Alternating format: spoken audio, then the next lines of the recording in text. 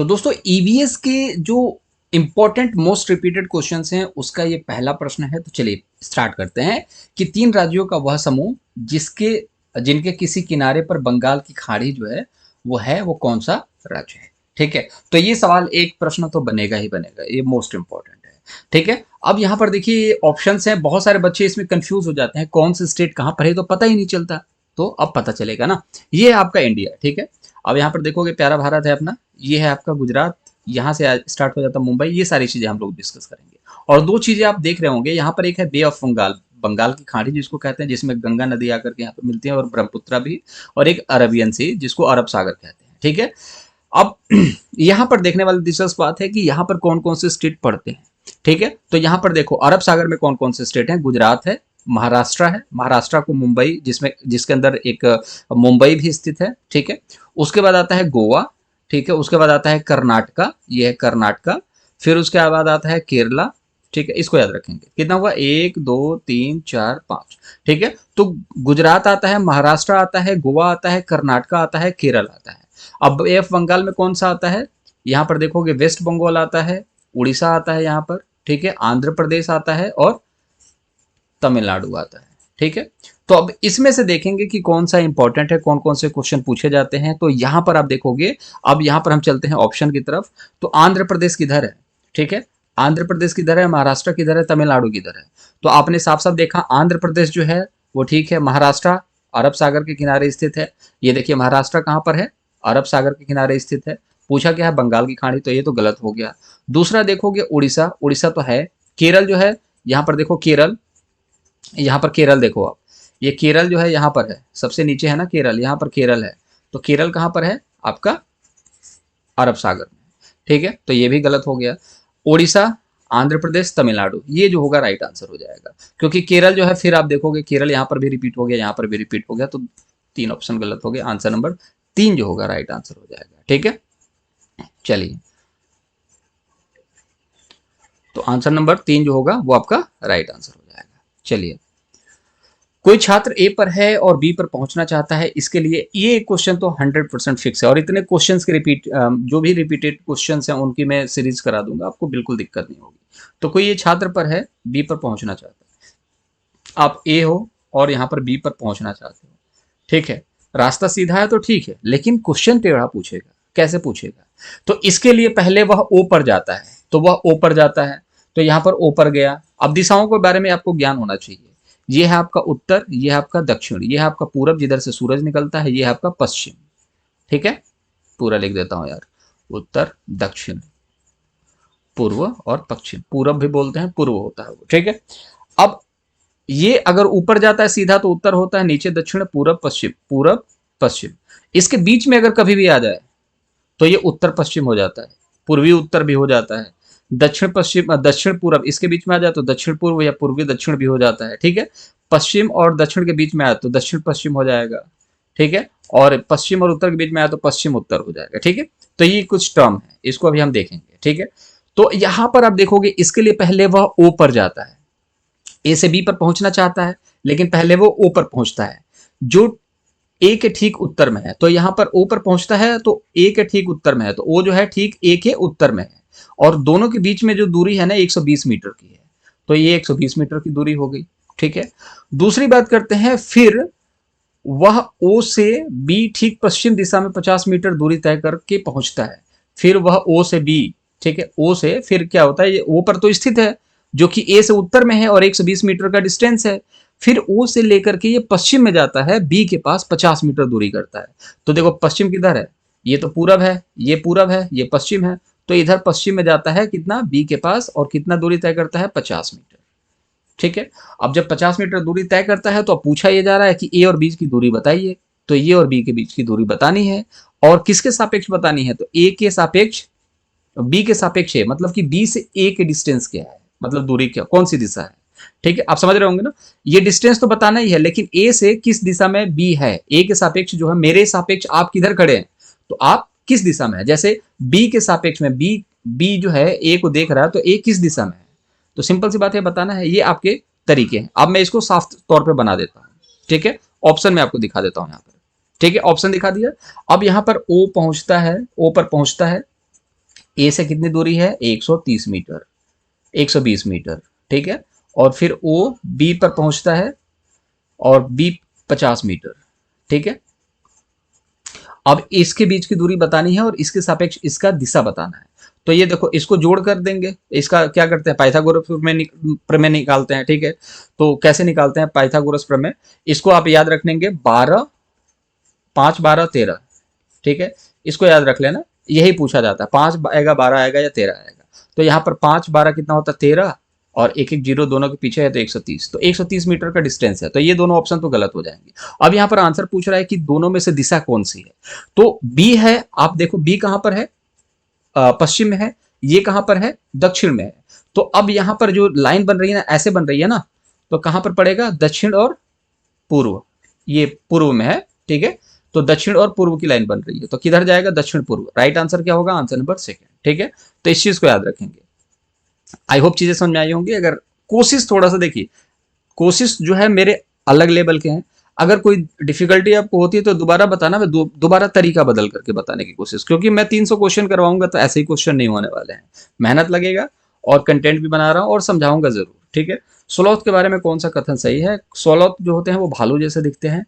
चलिए ठीक है, भालू जैसे तो दिखते हैं। स्लोथ जो है चिंपैंजी जैसे दिखते हैं, गलत हो गया। चिंपैंजी जैसे दिखते हैं, गलत हो गया। स्लोथ भालू जैसे दिखते हैं और दिन के लगभग 17 घंटे वृक्ष की शाखा पर उलट करके सोते हैं, ये राइट आंसर होगा, ठीक है। क्योंकि अगर आप देखोगे कि लगभग 22 घंटे की शाखा पर उलट करके सोते हैं, ये गलत हो जाता है आंसर, ठीक है। 22 घंटे नहीं लटक के सोते हैं, 17 घंटे लटक करके सोते हैं। स्लोथ के बारे में वीडियो पढ़ी हुई पूरा डिटेल में आप वहां पर देख सकते हैं। राइट आंसर आंसर नंबर 4 हो जाएगा।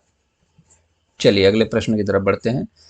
अगला प्रश्न है, जब किसी एक कपड़े पर दूध उड़ेलते हैं मलाई उसी पर रह जाती है, पृथक्करण की यह प्रक्रिया क्या कहलाती है, ठीक है। तो ये फिल्ट्रेशन है, सिंपल सी बात है। राइट आंसर होगा आंसर नंबर फर्स्ट हो जाएगा, ठीक है। और ये चालन, औषाधन और निस्तारण ये इंपॉर्टेंट टर्म हैं, लेकिन ये बार बार नहीं पूछे जाते। लेकिन हाँ, इस चीज के बारे में मैं सेपरेट एक वीडियो में बात करूंगा, क्योंकि बहुत लंबा टॉपिक है, आसानी से समझ में आने वाला टॉपिक नहीं है। लेकिन फिल्ट्रेशन आप याद रखेंगे, मलाई उसी पर रह जाती है तो पृथक्करण की प्रक्रिया क्या कहलाती है, फिल्ट्रेशन, ठीक है, फिल्टर करने वाली। चलिए, त्रिवेंद्रम और गांधीधाम के बीच की दूरी जो है 2268 किलोमीटर है, 2268 किलोमीटर है। अब देखिए आप ये सोचेंगे कि सिर्फ कौन सी चिड़िया अच्छी है, कौन सा घोंसला अच्छा है, कौन सा मकान अच्छा है, ये पढ़ के ईवीएस में बहुत अच्छे स्कोर होंगे, तो ऐसा नहीं है। ईवीएस में वो 2-4 लड्डू प्रश्न पूछे जाते हैं, बाकी कुछ क्वेश्चंस इस तरीके के भी होते हैं। और आप जानते ही हैं कि पेडागोजी का अलग सेक्शन है, पेडागोजी के 300 क्वेश्चन भी हम करेंगे। मेरा मेहनत है, लेकिन मुझे व्यूज आए चाहे ना आए उससे मुझे फर्क नहीं पड़ता, मुझे मेरा कंटेंट देना है, क्योंकि कर्म करने का है और फल की चिंता नहीं करने का है, ठीक है। अब यहाँ पर देखिए, त्रिवेंद्रम और गांधीधाम के बीच की दूरी इतनी दे दी गई। यदि रेलगाड़ी इस दूरी को 42 घंटे में तय कर लेती है, तो इन दोनों के शहरों के रेलवे स्टेशन के बीच की दूरी का औसत चाल मीटर प्रति सेकंड में क्या होगा। तो देखिए डिस्टेंस बराबर क्या होता है, एस टी, ठीक है। डी बराबर क्या होता है, एस टी। अब यहाँ पर देखोगे क्या दे रखा है, यहाँ पर डिस्टेंस दे रखा है 2268, ठीक है। स्पीड क्या दे रखा है 42 घंटा। अब टाइम पूछ रहा है, ठीक है। तो टाइम पूछ रहा है तो यहाँ पर इसको नीचे ला देंगे, 42 को नीचे लाएंगे, यहाँ पर 42 को जब नीचे लाएंगे तो इससे भाग देंगे, ठीक है। अब भाग दे करके देखते हैं इसको क्या होगा।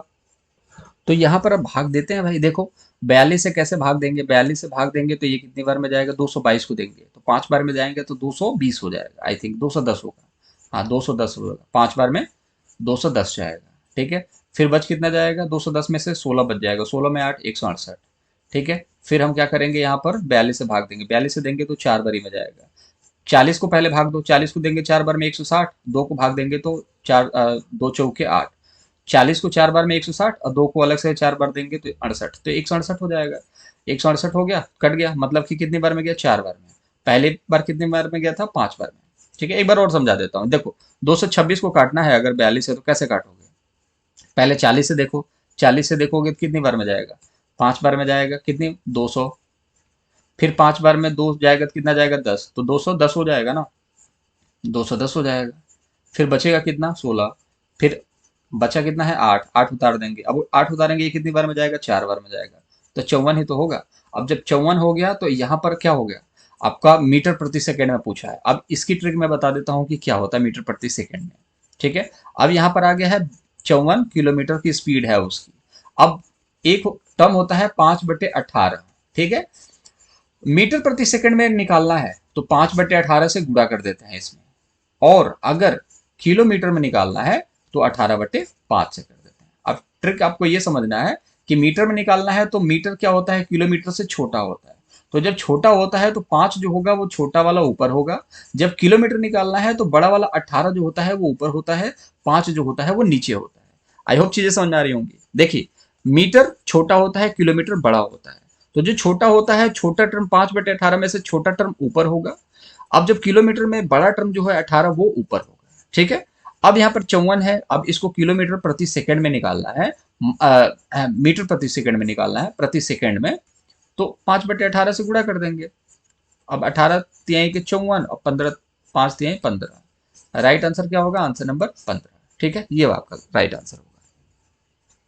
चलिए, कक्षा 5 की पाठ्य पुस्तक में दिए गए गोलकोंडा किले की मानचित्र में 1 सेंटीमीटर जमीन पर 110 मीटर की दूरी को दर्शाता है।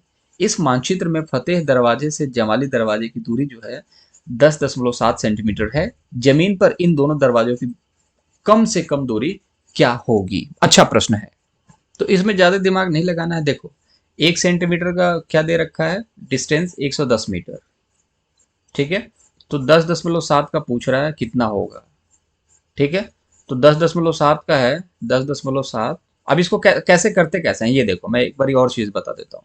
जैसे देखो, होता क्या है कि 1 सेंटीमीटर का डिस्टेंस कितना है, 1 इंटू 110 मीटर, तो 10.7 का क्या होगा, ठीक है, इतनी दूरी को मीटर में कैसे नापेंगे, तो 10.7 इंटू 1,10 मीटर, बात सिंपल है। अब कैसे इसको मल्टीप्लाई करेंगे, 10 को इससे गुणा करेंगे तो कितना हो जाएगा, 1 जीरो और बढ़ जाएगा, जब 1 जीरो बढ़ जाएगा तो 1000 मीटर में कितना होता है, 1 किलोमीटर हो जाता है, तो 1.1 किलोमीटर हो जाएगा, ठीक है। अब यहाँ पर 0.7 है, ठीक है, और 0.7 को 110 से भाग देंगे तो कितना होगा, अब देखो 110 है, 0.7 से हम इसको भाग दे देते हैं, 0.7 से जब हम इसको भाग देंगे तो 0 हो जाएगा, 7 हो जाएगा, 7 हो जाएगा, अब 0.1 है तो 1 पॉइंट के बाद यहाँ पर लगा देंगे, ठीक है, तो बचा कितना, 77, तो यहाँ पर 1.1 पहले से ही आ रहा था, 77 आगे लग जाएगा, कितना हो गया 1.177, आंसर नंबर 2 जो होगा आपका राइट आंसर हो जाएगा, ठीक है।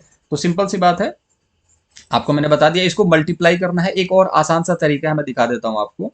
आसान सा तरीका क्या है कि 110 और 10.7 को गुना कर लेना है, ठीक है। अब कैसे करना है, यहाँ पर 077, फिर 000, फिर यहाँ पर 011, ठीक है, तो 07711 और एक अंक के बाद दशमलव है तो यहाँ पर रख देंगे। अब 1177 देखने को मिलता है, कितना मीटर, तो एक किलोमीटर में कितना होगा, 1000 किलोमीटर होता है, तो सिंपल सी बात है यहाँ पर दशमलव लग जाएगा, इसको किलोमीटर में कन्वर्ट करेंगे तो 3 अंकों के बाद में आप क्या लगा दोगे, दशमलव लगा दोगे, तो राइट आंसर हो जाएगा ये वाला, ठीक है। चलिए, मान लीजिए कि आप मध्य प्रदेश में हैं और इस राज्य के सापेक्ष किस दिशा में हमारे देश के सर्वाधिक घने जंगल होंगे, ठीक है। तो सिंपल सी बात है यार, आप किस दिशा में हैं, आप मध्य प्रदेश में हैं, मध्य प्रदेश जो है हार्ट ऑफ इंडिया है, बिल्कुल बीचों बीच मध्य प्रदेश पड़ता है, ठीक है। जब मध्य प्रदेश में है तो जो अपना जो इस राज्य के सापेक्ष किस दिशा में हमारे देश के सर्वाधिक घने जंगल होंगे, तो सर्वाधिक घने जंगल किधर पड़ते हैं भाई, हमारे नॉर्थ ईस्ट में ही पड़ते हैं, तो सिंपल सी बात, जाएंगे कहाँ पर, नॉर्थ ईस्ट में, मतलब उत्तर पूर्व, पूर्व उत्तर में, पूर्व उत्तर में जाएंगे, ठीक है, राइट आंसर होगा आंसर नंबर सेकेंड, ठीक है, आंसर नंबर सेकेंड जो होगा राइट आंसर है। माउंट एवरेस्ट की चोटी की ऊंचाई क्या है, तो ये है नहीं, ये भी नहीं है, ये भी नहीं, 8,850 मीटर, कई बार आपको 8,848.8 भी देखने को मिलेगा, सिर्फ 48 भी, 8,849, वो ऑप्शन पर डिपेंड करता है, 1-2 सेंटीमीटर को लेकर के 1-2 मीटर को लेकर के लड़ाई चलती रहती है कि बढ़ता रहता है, और सही बात है, बढ़ता ही रहता है भाई, आंसर नंबर 2 जो होगा राइट आंसर। टूटता हुआ तारा कोई क्या है, क्या है टूटता हुआ तारा, हम देख करके विशेष मांगते हैं टूटता हुआ तारा है, ठीक है, तो इसके पीछे रीजन क्या है, ठीक है, इसको क्या कहते हैं, तो तारा सबसे पहले ये देख लो, तारा तो कभी टूट के गिरेगा नहीं, तारा के कुछ पार्ट जो है ना टूट टूट करके गिरता है, तारा वो होते हैं जिनके अंदर खुद का प्रकाश होता है, जैसे कि सूर्य है वो एक तारा है, ठीक है, सूर्य जो है एक तारा होता है। धूमकेतु ये अलग चीज है, जैसे हेलियम धूमकेतु जो होता है वो 76 साल में एक बार दिखाई देता है। ठीक है, ये अलग टर्म है। लेकिन अब देखो, जो क्षुद्र ग्रह होते हैं ना, वो आकर के क्या करते हैं, वो क्षुद्र ग्रह जो होते हैं वो आते हैं पृथ्वी की तरफ। जब वो पृथ्वी की तरफ आते हैं तो वो उल्का उल्का होते हैं। ठीक है, अब जो उल्का होते हैं वो क्या कैसे होते हैं उल्का, जैसे कि वो टूटता हुआ तारा गिर रहा है। ठीक है, अब जब गिरेगा तो घर्षण की वजह से क्या होता है, उसमें आग लग जाता है, तो ये चमकने लगता है। जब आग लगेगी तो प्रकाश की लाइट जो है सबसे तेज होती है। ठीक है, प्रकाश का जो स्पीड है वो सबसे तेज है। तो जो लाइट जो जिसको प्रकाश लाइट के बोला जाता है, उसकी स्पीड तो सबसे तेज है, आवाज से भी तेज है। तो अब जो प्रकाश है वो जब इसमें आग लग गया तो हमें दिखाई देता है, हम कहते हैं ये देखो टूटता हुआ तारा। तारा तो एक तो फिक्स है जो अपने ध्रुव पर घूमता रहता है, और ये टूटता हुआ तारा ऐसा है जो टूट करके गिर रहा है। अगर ये जमीन पर गिर जाए तो उल्का पिंड हो जाता है, जमीन पर नहीं गिरता है उसको हम लोग उल्का बोलते हैं। अक्षुद्ध ग्रह वो होते हैं, जैसे कि आप देखोगे यहाँ पर 4 ग्रह हैं अपने। ठीक है, कौन कौन से ग्रह हैं, बुध है, शुक्र है, पृथ्वी है, मंगल है। इसके बीच में आपको यहाँ पर क्षुद्र ग्रह देखने को मिलेंगे। ठीक है, फिर उसके बाद आता है बृहस्पति, शनि, अरुण, वरुण। ठीक है, ये है आपके सूरज, तारा। ठीक है, इसका जो राइट आंसर होगा आंसर नंबर 3। चलिए, खेजड़ी वृक्ष के बारे में दिए गए कथनों पर विचार कीजिए। मुख्यतः रेगिस्तानी क्षेत्रों में पाया जाता है, बिल्कुल फैक्ट है। उसमें उगने के लिए अधिक जलों की आवश्यकता नहीं होती है। इसे उगने के लिए अधिक जल की आवश्यकता नहीं होती है। हाँ, ये भी ठीक है। ठीक है, यह वृक्ष अपने तन में जल को संचित करता है। ये तो गलत है। तन को, ये रेगिस्तानी ओक जो होता है ना, अपने तनों में जल को संचित करता है ताकि वहां के लोग पी सके। इस वृक्ष की छाल की दवाइयों के रूप में इस्तेमाल होता है। ये भी ठीक बात है। कीटों का प्रभाव नहीं पड़ता है। देखिए, कीटों का प्रभाव नहीं पड़ता मतलब दवाइयाँ ठीक है, काम करती हैं, इसकी लकड़ी पे कीटे नहीं लगते हैं। दवाई का प्रभाव पड़ता है, लेकिन दवाई की जो लकड़ियां है ना उस पर कीटों का प्रभाव नहीं पड़ता। ठीक है, तो इस वृक्ष में बहुत कम पत्तियां होती हैं। ये भी गलत बात हो गई यार, बहुत कम पत्तियां नहीं होती, बहुत ज्यादा पत्तियां होती हैं। ठीक है, तो ए, बी, डी और ई ये हमारे हिसाब से तो राइट आंसर होना चाहिए। देखते हैं क्या होता है भाई, कथन कौन से सही है। तो इसमें क्या लग रहा है आपको, कम पत्तियां होती हैं, ये गलत है। ई तो होगा नहीं ना, कम पत्तियां नहीं होती, ज्यादा होती हैं, तो ई तो नहीं होगा ना। ठीक है, तो ए, बी और डी, ए, बी और डी कहाँ है, ए, बी और D right answer, answer number A होना चाहिए। चलिए, आंसर नंबर ए जो होगा राइट आंसर होगा, क्योंकि रेगिस्तानी सॉरी खेजड़ी जो होता है रेगिस्तानी क्षेत्र जैसे राजस्थान के क्षेत्रों में पाया जाता है। उगने के लिए बहुत ज्यादा जल की आवश्यकता नहीं होती है, और सबसे इंपॉर्टेंट है कि उसकी पेड़ की जो पत्तियां होती हैं, उसकी पेड़ में जो फलियां लगती हैं उसकी सब्जी बनाई जाती है। लकड़ी की लकड़ी होती है, जो पेड़ की लकड़ियां होती हैं, जो यहाँ पर देखोगे ना जिसको छाल बोलते हैं, उससे दवाइयों का निर्माण करते हैं, क्योंकि उस पेड़ में लकड़ी में ना कभी कीड़े नहीं लगते। ठीक है, और इसकी पत्तियां बहुत ज्यादा छायादार वृक्ष के नाम से भी जाना जाता है, इसको भी याद रखेंगे। चलिए, क्वेश्चन नंबर 10 कहाँ गया, क्वेश्चन नंबर 10 हो गया, 8 के बाद 10 हो गया। अच्छा, 10 हो गया क्वेश्चन नंबर। चलिए, क्वेश्चन नंबर 11 है, इसको आप लोग कमेंट बॉक्स में जरूर बताना। ठीक है, कमेंट बॉक्स में, और इसको हम लोग अगले सेट में कंप्लीट करेंगे। ठीक है, चलिए, तो अगले सेट को देखेंगे। तो अगला सेट है क्वेश्चन नंबर 11 से। चैनल को चाहे तो सब्सक्राइब कर सकते हैं। ठीक है, अपडेटेड कंटेंट आपको दिया जा रहा है।